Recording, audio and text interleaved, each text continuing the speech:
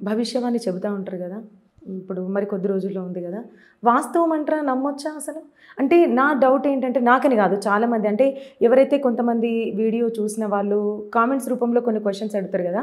అవి నేను అడుగుతున్నాను. నా మనసులో నుంచి వచ్చినవి కాదు. భవిష్యవాణి చెప్పే ముందు పర్టిక్యులర్ ఒక టైం చూస్తారు. ఆమెను అలంకరిస్తారు. ఆమెను ఎవ్వరు తాకకుండా అంటే ఒక చాలా పవిత్రతగా అక్కడ ఉంచి ఎవరు తాకకుండా చుట్టూ బార్డర్స్‌లో ఉండి అక్కడ పెడతారు. అప్పటిదాకా సైలెంట్‌గా ఉన్న ఆమెకి సడెన్‌గా పూనకం వస్తది. అంటే అమ్మవారు అవన్నీ చూస్తారంటారా? నిజమా? వాస్తవమా అది? వాస్తవానికి మనకు గాలి కనిపిస్తుందా అండి? లేదు. గాలిని మనం చేతిలో పట్టుకోగలుగుతామా అండి? లేదు. మరి అలాంటి వాస్తవం అక్కడే క్లియర్‌గా లేనప్పుడు ఇక్కడ భవిష్యవాణి సత్యం కాదని మీరు ఎలా అనగలుగుతారండి? ఓకే. మనకి తరతరాల నుంచి వస్తుంది కదండీ! ఇప్పుడు ఒక కామన్ పబ్లిక్ కానీ, ఒక కామన్ మ్యాన్ కానీ, ఒక కామన్ మనిషి కానీ, ఒక పచ్చి కుండ మీద ఒక నిమిషం నించోగలుగుతాడా? కుండ పగలకుండా?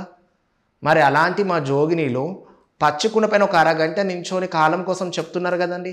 అక్కడ మనకు సత్యం కనిపిస్తున్నది కదా!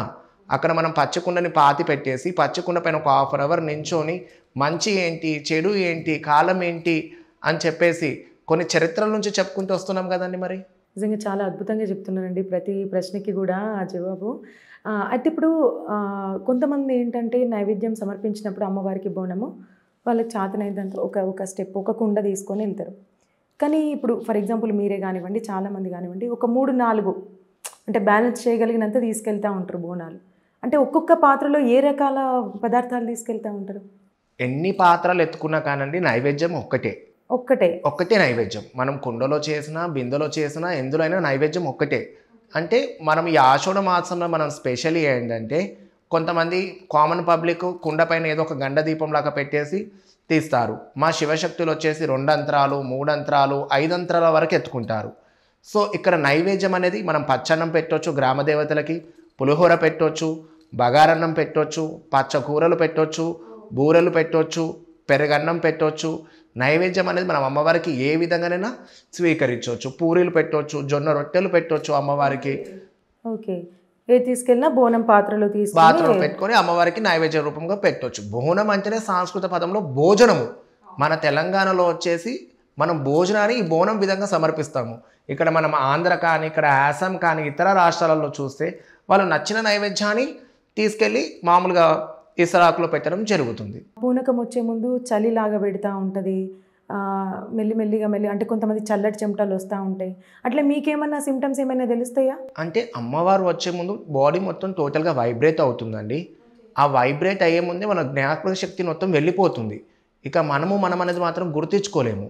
టోటల్ అమ్మవారి మైకంలో వెళ్ళిపోతాము. కనిపించింది ఎప్పుడన్నా మీకు అమ్మవారు అంటే కళలో కానివ్వండి లేదా అట్లా టెంపుల్కి వెళ్ళినప్పుడు కానీ ఎప్పుడైనా? అమ్మవారు నాకు స్వప్నంలో చాలాసార్లు కనిపిస్తుంది.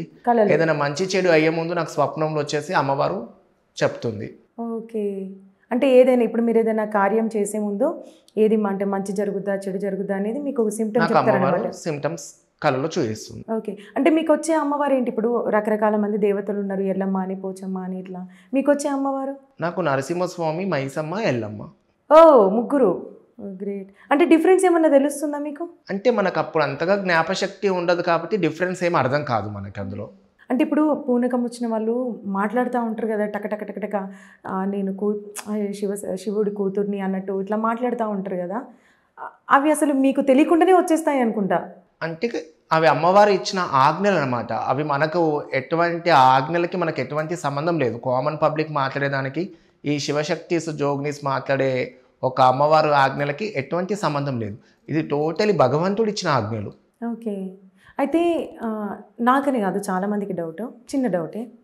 పూనకం వచ్చిన తర్వాత అప్పటి వరకు అంటే మామూలుగానే ఇప్పుడు మీరు ఎలా రెడీ అయ్యారు?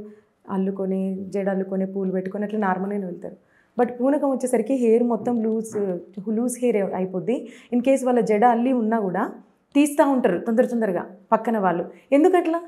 అంటే జడ కట్టేసి పెట్టేసి ఏంటంటే అమ్మవారు కట్లలో పడుతుందని చెప్పేసి, అంటే అమ్మవారిని రాకుండా మంత్రగాండ కానీ యంత్రగాండ కానీ అలా చుట్టూ కట్టేసి ఉన్నప్పుడు అమ్మవారు ఆగిపోతుంది, కట్టుపడుతుంది. ఎప్పుడైతే మనం వెంట్రుకలు విరేస్తామో అప్పుడు అమ్మవారు మన ఒంటి మీదకి ఫ్రీగా వచ్చేస్తుంది.